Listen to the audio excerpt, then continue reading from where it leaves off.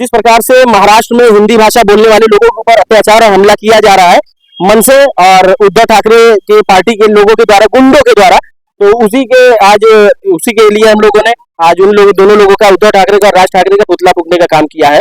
देखिए, कई बार जो विवाद हुआ, ये लगातार वो लोग अपनी राजनीतिक महत्वाकांक्षाओं को पूरी करने के लिए, राजनीतिक खाना पूर्ति के लिए ये सारे काम कर रहे हैं।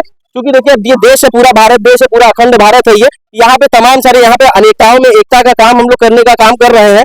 देश के अंदर तमाम तरह का भाषा बोला जाता है। हर 100-200 किलोमीटर के ऊपर बोली बदल जाती है, 200-500 किलोमीटर के ऊपर भाषा बदल जा रही है, 1000 किलोमीटर पर भाषा बदल जा रही है। तो इस समय जो जिस तरीके से महाराष्ट्र में हिंदी भाषा बोलने वाले लोगों के साथ अत्याचार किया जा रहा है, उनकी संपत्तियों को तोड़ा फोड़ा जा रहा है, ये देश में एक बंटवारा करने का काम किया जा रहा है, समाज में अराजकता फैलाने का काम किया जा रहा है। जिस प्रकार से मनसे के जो कार्यकर्ता है, महाराष्ट्र नवनिर्माण सेना के जो राज ठाकरे हैं, वो जैसे एक क्षेत्रीय गुंडा होता है, क्षेत्रीय गुंडा मतलब समझते हैं, जो कट्टा तमंचा दिखा करके बच्चों की फीस छीन लेना, चेन छीन लेना, अंगूठी छीन लेना, बटुआ छीन लेना, बाइक से तेल चोरी कर लेना, ये इस तरीके का इनका कृत्य है। और उसी कृत्य को आगे बढ़ाते हुए उद्धव ठाकरे भी आज वही काम करने का काम कर रहे हैं और वही कार्य कर रहे हैं। उनकी पार्टी के जो गुंडे हैं, वो लगातार वहां पे जो बेचारे यहाँ हमारे उत्तर भारत से, बिहार से, उत्तर प्रदेश से, तमाम तरह मध्य प्रदेश से जो लोग वहां कमाने के लिए अपनी आजीविका जुटाने गए हैं, वहां के लोगों को मारा पीटा जा रहा है, वहां के लोगों की आजीविका छीनी जा रही है, उनके घरों को तोड़ा फोड़ा जा रहा है, उनके वाहनों को क्षतिग्रस्त किया जा रहा है, उनको ठेला खुमचा दुकान नहीं लगाने दिया जा रहा है। तो इसी क्रम में आज हम लोगों ने इन दोनों लोगों का पुतला फूका है और इसके आगे का भी कार्यक्रम, कुछ और भी हम लोगों की रणनीति है जो अभी हम लोग मीडिया में नहीं बताना चाहते हैं, और आगे हम लोग और भी कार्यक्रम इसके लिए करेंगे। तो मांग क्या रही है? मांग हमारी ये है कि सबसे पहले तो वहाँ हिंदी भाषा बोलने वाले लोगों के ऊपर हमले बंद होने चाहिए। पुतला फूका क्या? आज हम लोगों ने यहाँ पर हिंदी भाषा और हिंदी भाषियों का अपमान करने वाले राज ठाकरे और उद्धव ठाकरे, इन दोनों आतताइयों और जाहिलों का पुतला फूका है। और ये दोनों भारतीय जनता पार्टी, जो कि इस समय देश में विभाजनकारी और विभेदीकरण की नीति को बढ़ावा दे रही है, यह भारतीय जनता पार्टी की लगाई हुई आग का ही एक कारण है कि जो महाराष्ट्र में आज हिंदी भाषियों को पीटा जा रहा है। हमारे नेता श्री अखिलेश यादव जी ने स्पष्ट किया है कि हिंदी भाषा का अपमान करने वालों को बख्शा नहीं जाएगा और हिंदी भाषा का अपमान बर्दाश्त नहीं किया जाएगा।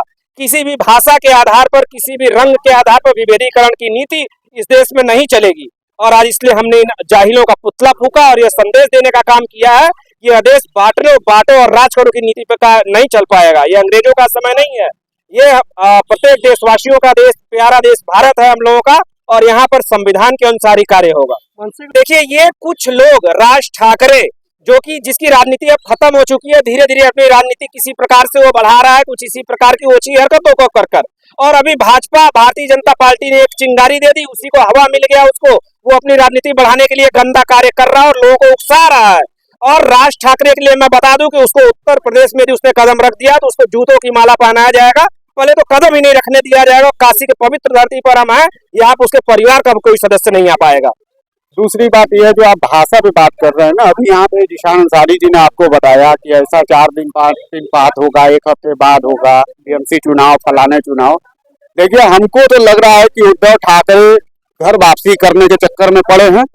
जैसे वो उनके साथ रह के वो और उनके भाई राज ठाकरे हमेशा हिंदी भाषियों पे हमला करते थे, वो एक तरीका बना रहे हैं, वो एक पिच दे रहे हैं खेलने के लिए कि हम आपको मराठी वोट ले लेंगे, आप हिंदी भाषी वोट ले लीजिएगा, आगे चल के बीएमसी चुनाव में हमें फायदा हो जाएगा, आपको अपना बिहार चुनाव में फायदा हो जाएगा। ये पूरी तरीके से अंदर की मिली भगत है। वरना आइए यूपी में कुछ करके देखिए, बाहरी कहीं भी कुछ करके देखिए, एक मराठी को मार दीजिए यूपी में 2 थप्पड़, आपके घर पर बुलडोजर चढ़ जाएगा। क्या है मतलब, भाजपा यहाँ के लिए कुछ और है, वहां के लिए कुछ और है, वहां पर भी तो भाजपा की सरकार है।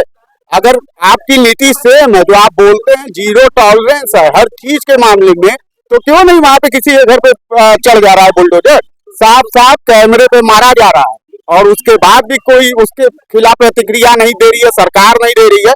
मतलब ये अंदर की मिली भगत है और कुछ बचा ही नहीं है।